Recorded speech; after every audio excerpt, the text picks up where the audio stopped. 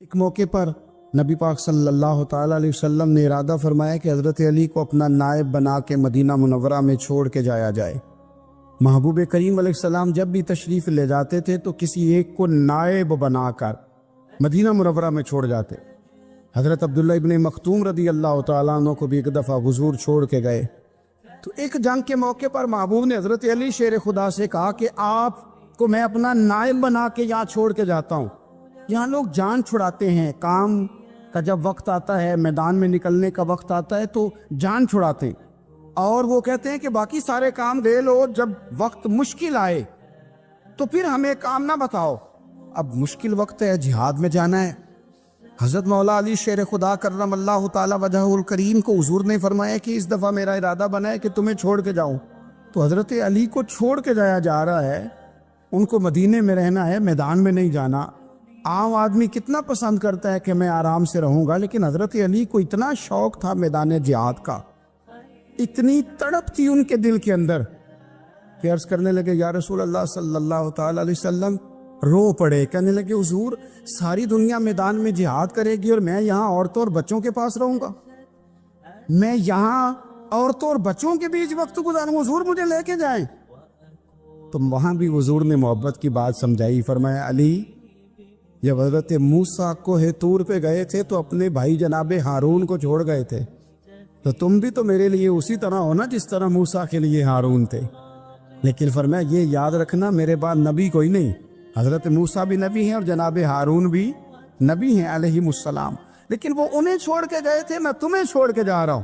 کہ ایک بات اپنے ذہن کے اندر بٹھانا کہ میرے بعد کوئی نبی نہیں آئے گا۔ کہ ایک شخص تھا عمر بن عبد ود، 90 سال کا بوڑھا، لیکن جب تلوار لے کے میدان میں آتا تھا تو 1000 آدمی کے مقابلے میں لڑتا تھا، اور لوگ جگہ جگہ یہ کہتے تھے تو تو اس طرح ہے جس طرح عمر بن عبد ود لوگوں کو ڈراتا ہے، تو اس طرح ہو گیا۔ یہ اس کے ارد گرد کے لوگ اس کی مثالیں دیتے تھے۔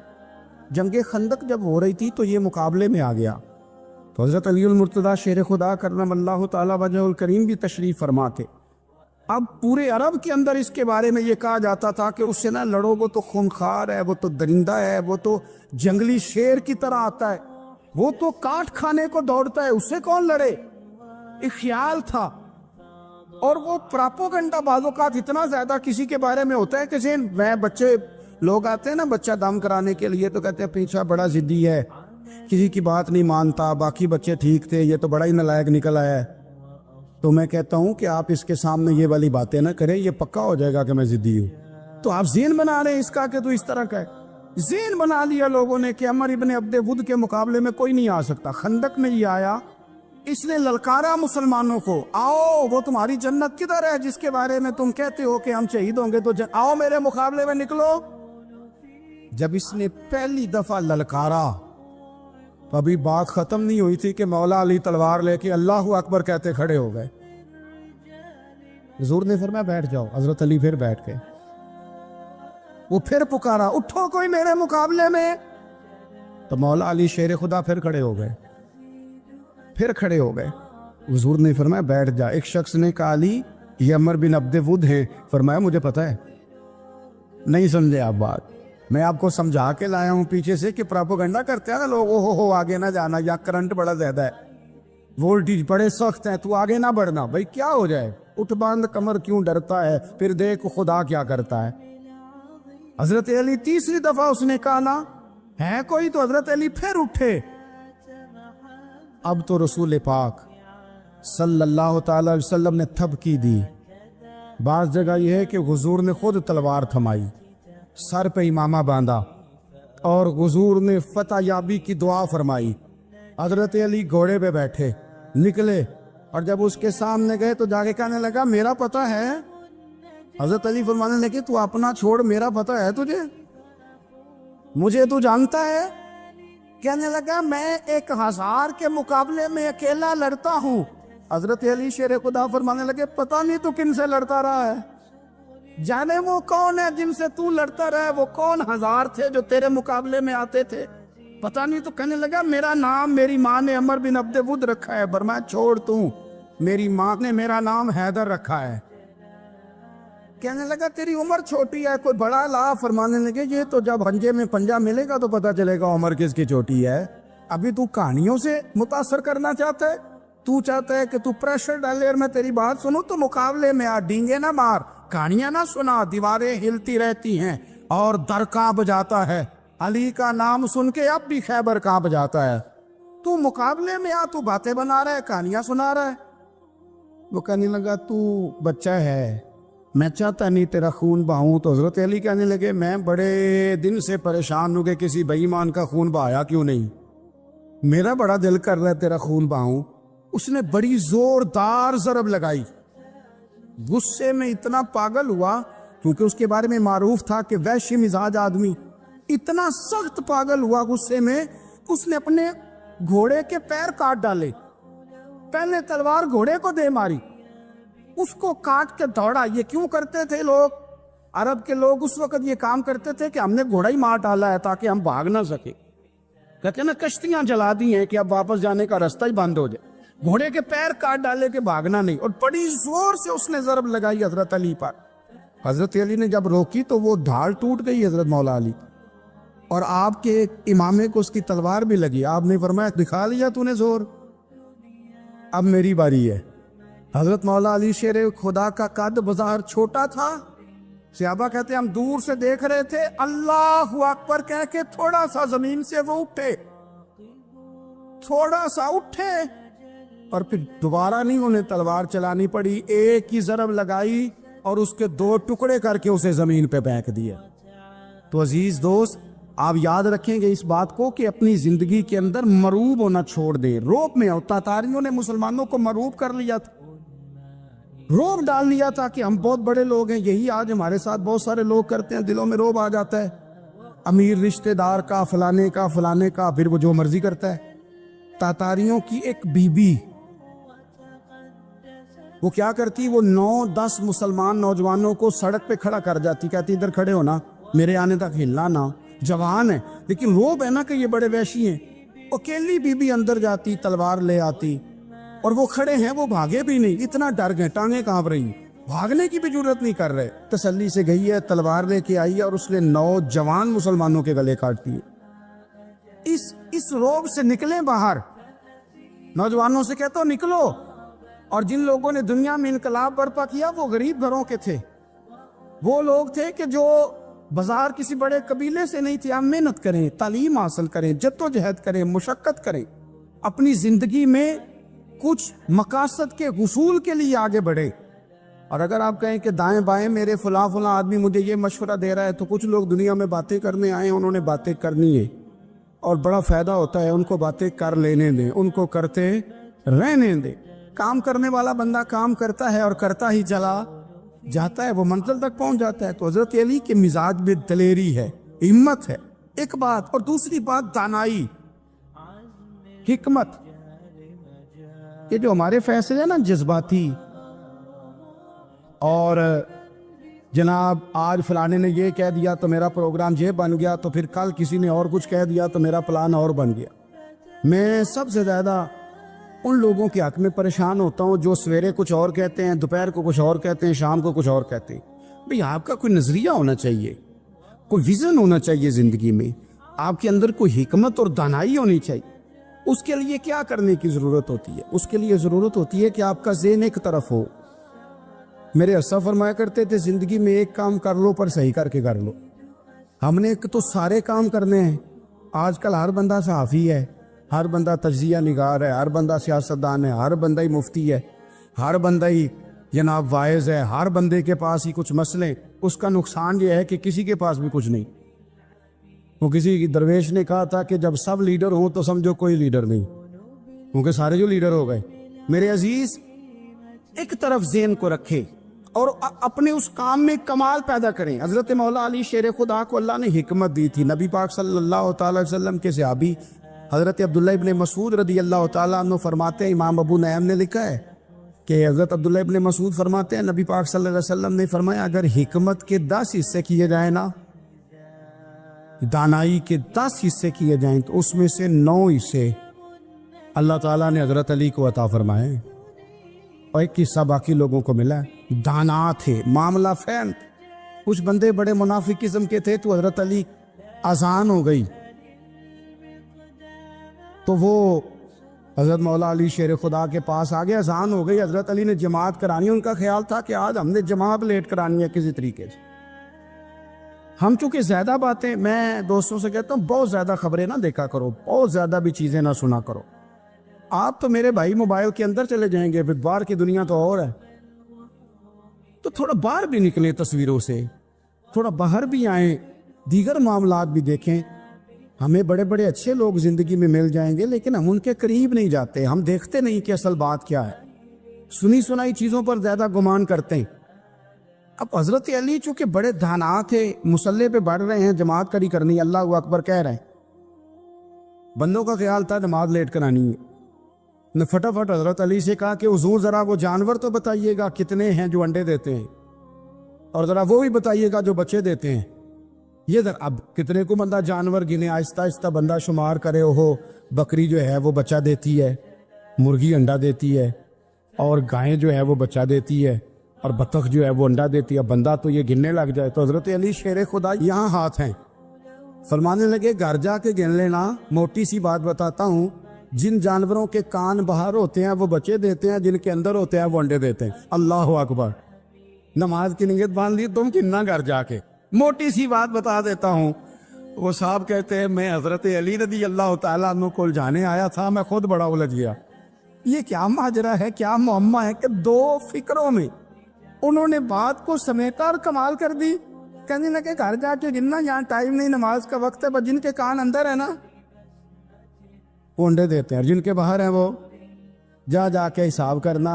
آپ ڈھونڈ لیں، تلاش کر لیں، چلے جائیں ماہرین کے پاس، پر شیر خدا شعر ہی ہے۔ حضرت مولا علی کے جملوں میں کمال ہے، ان کی دانائی، ان کا تدبر، ان کی حکمت، ان کا فہم، ان کی فراست، ان کا کمال۔ ایک شخص بڑی دور سے آیا، اس نے کہا حضور مجھے نا لمبی باتیں یاد نہیں رہتی، دو باتیں بس بتا دیں میں عمل کروں تو زندگی بن جائے، دو باتیں۔ تو حضرت علی فرمانے لگے لمبی امیدیں نہ لگانا، لمبی امیدیں نہ لگانا، موت کا پتہ نہیں کب آ جائے، منصوبہ بندی ضرور کرنا آنے والی نسلوں کے لیے، اپنی ذات کے لیے لمبی امیدیں نہ باندھنا، یہ بھی کر لوں گا، یہ بھی کر لوں گا۔ ہم ریٹائر نہیں ہوتے زندگی بھر، پلان پہ پلان، پلان پہ پلان۔ تو اگر ہم پلان کر رہے ہوتے ہیں تو جو ہمارے نیچے ہوتے ہیں وہ ہمیں ریٹائر کرنے کا پلان کر رہے ہوتے ہیں۔ اولادیں تک والدین کو کمزور کرنے کے در پہ ہوتی ہے کہ اب یہ ہٹے تو ہماری باری آئے۔ حضرت علی فرمانے لگے دو کام، ایک تو لمبی امید نہ باندھنا، اور دوسرا فرمایا اپنے نفس کی خواہش کی پیروی سے بچنا۔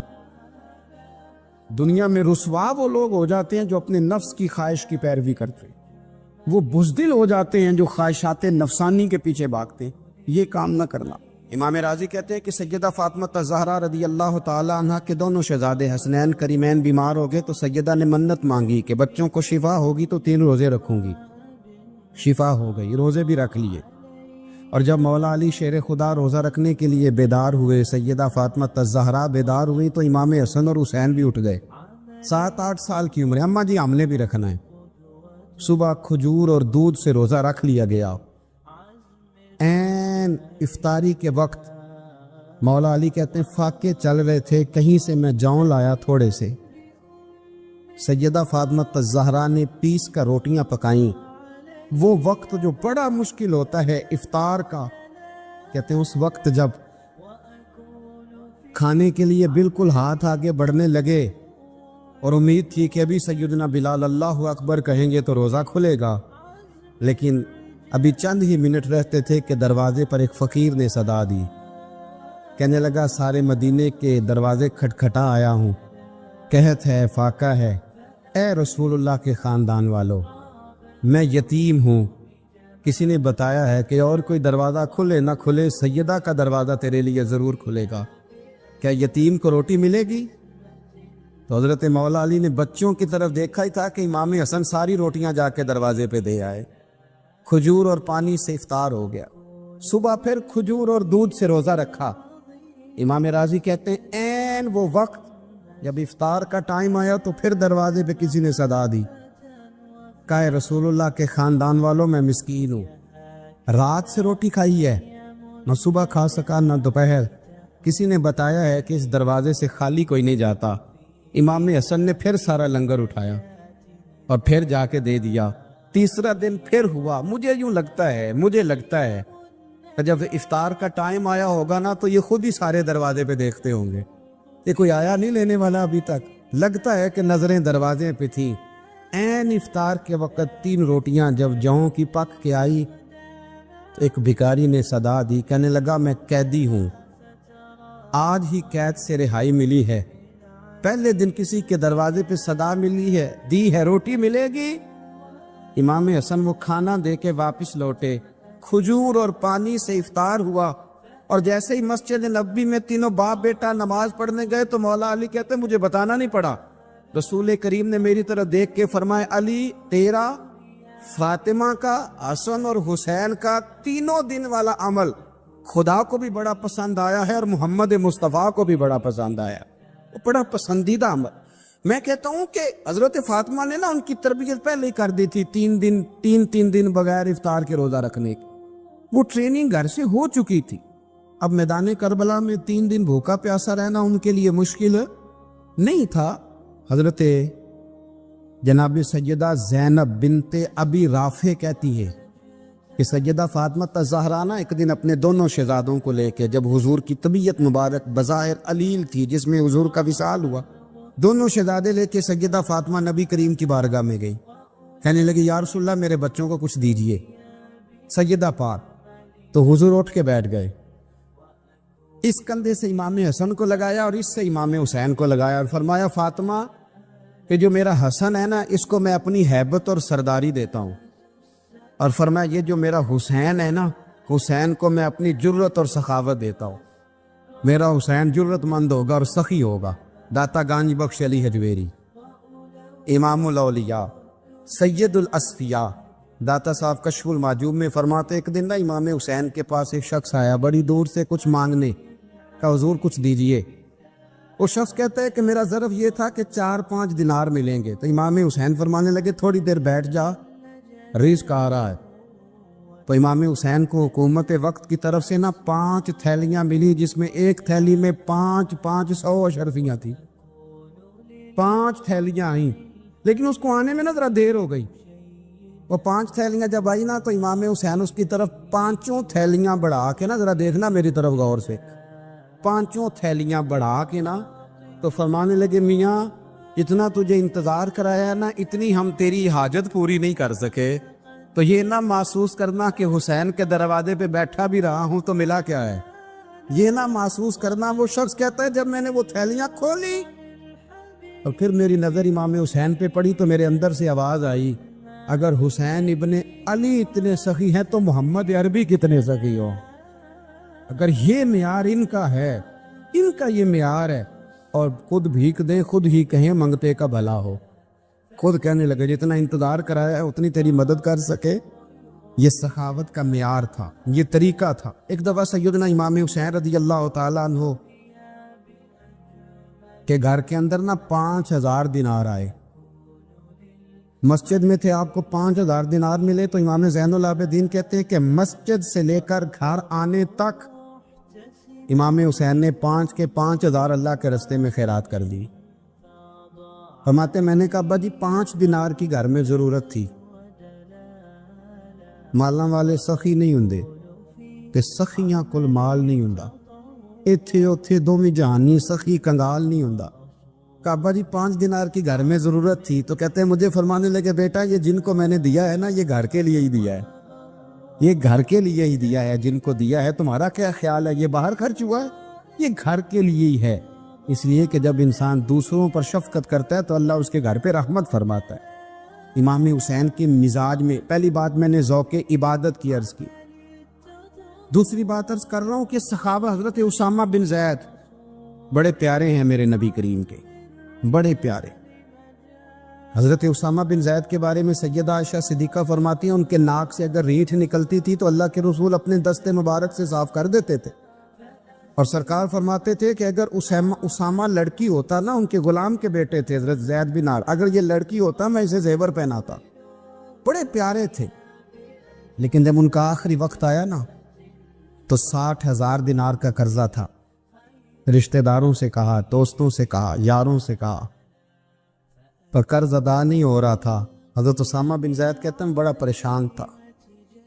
جب حد ہو گئی نا تو حضرت اسامہ بن زید فرمانے لگے جاؤ کوئی حسین ابن علی کو خبر کرو، ان سے کہو میں نا غلام ہوں آپ کے نانا کا، مقروض دنیا سے چلا گیا تو کیا بنے گا۔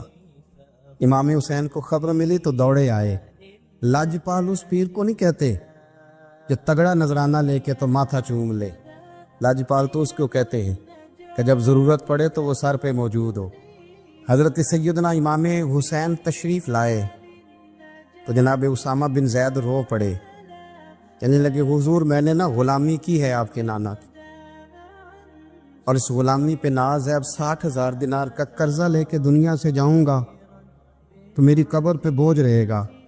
امام حسین خادم کو بھی کہہ سکتے تھے جاؤ گھر پیسے پڑے ہیں لے آؤ، امام حسین خود گئے، چادر اوڑھ کے تو اس کی اوٹ میں بکل میں 60,000 دینار چھپا کے لائے اور جناب اسامہ بن زید کے سامنے رکھ کے کہنے لگے اسامہ یار پیسے رات کو ہی آئے تھے، میں سوچ رہا تھا مجھے تو ضرورت نہیں، اللہ نے کس کا نصیب میرے گھر میں بھیج دیا، مجھے تو حاجت ہی نہیں تھی، اب پتہ چلا پیسے تیرے تھے، اللہ نے حسین کی ڈیوٹی لگائی ہے کہ جا کے دے آ۔ حضرت اسامہ بن زید رو پڑے، فرمانے لگے اللہ آپ کو بہترین صلہ عطا فرمائے۔ امام بڑا ہی پیار کرتے تھے، گھوڑے پہ جا رہے تھے، کچھ فقیر غریب لوگ بیٹھ کے روٹی کھا رہے تھے، کھا رہے تھے سڑک کے کنارے، تو امام زین العابدین فرماتے ہیں کہ جب امام حسین گزرے تو انہوں نے آواز دی حضور دل کرتا ہے ہمارے ساتھ بیٹھ کے روٹی کھائیں۔ کائنات کے مالک و مختار کے نواسے اور دنیا کے سب سے بڑے شہزادے گھوڑے سے اترے اور غریبوں کے ساتھ سڑک پہ بیٹھ گئے، روٹی کھانے لگے اور دیر تک کھاتے رہے، اور جب فارغ ہو گئے تو فرمانے لگے کھانے کی ضرورت بھی نہیں تھی، حاجت بھی نہیں تھی، پر تم نے آواز دی تو دل رکھنے کو بیٹھ گیا تھا، اگر اجازت دے تو چلا جاؤں۔ یہ مزاج تھا، یہ طبیعت تھی۔ آپ کے ایک بھائی ہیں چھوٹے، حضرت محمد بن حنفیہ نام ہے، حضرت مولا علی شیر خدا رضی اللہ تعالیٰ عنہ کی دوسری بیوی سے۔ ایک دن حضرت امام حسین ان کے گھر میں بیٹھے تھے تو کسی بات میں نا اختلاف رائے ہو گیا، تو امام علی مقام ناراض ہو گئے، فرمایا آج کے بعد تیرے گھر نہیں آؤں گا، رومال اٹھایا چلے گئے۔ لوگوں نے حضرت محمد بن حنفیہ رضی اللہ تعالیٰ عنہ سے کہا حسین تو ناراض ہو گئے، کبھی نہیں آئیں گے۔ آپ فرمانے لگے بھائی تمہارا ہے کہ میرا؟ کہا جی بھائی تو آپ کے ہیں۔ فرمایا اگر کہو تو چند منٹوں میں حسین واپس آئے۔ کہا جناب ناراضگی ہو گئی ہے۔ فرمایا ناراضگی ہوئی ہے پر میں اس کے دل کی نرمی کو تو جانتا ہوں نا، اس کے مزاج کے اندر جو محبت ہے اس سے تو ابھی آئے۔ کہا جناب وہ کیسے؟ فرمانے لگے دیکھنا ذرا۔ تو امام حسین نے خط لکھا، حضرت محمد بن حنفیہ نے رکا لکھا، کہنے لگے حسین میرے باپ کا نام بھی علی ہے اور آپ کے باپ کا نام بھی علی ہے، پر ایک فضیلت ایسی ہے جس میں آپ کا مقابلہ نہیں کر سکتا، وہ یہ ہے کہ آپ سیدہ فاطمہ الزہرا کے لال ہیں، اب محمد مصطفیٰ علیہ السلام کے نواسے ہیں۔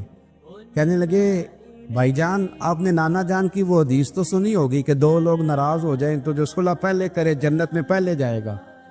فرمانے لگے دل میرا کر رہا تھا کہ پہلے صلح کر لوں، لیکن پھر بڑے بھائی کو پشت کروں گا جنت میں جاتے ہوئے، یہ بھی تو بے ادبی ہے نا۔ اب خط میں نے لکھ دیا ہے، آپ کا جو ارادہ ہو۔ امام حسین نے خط پڑھا تو آنکھوں میں آنسو آ گئے، پھر سے رومال اٹھایا۔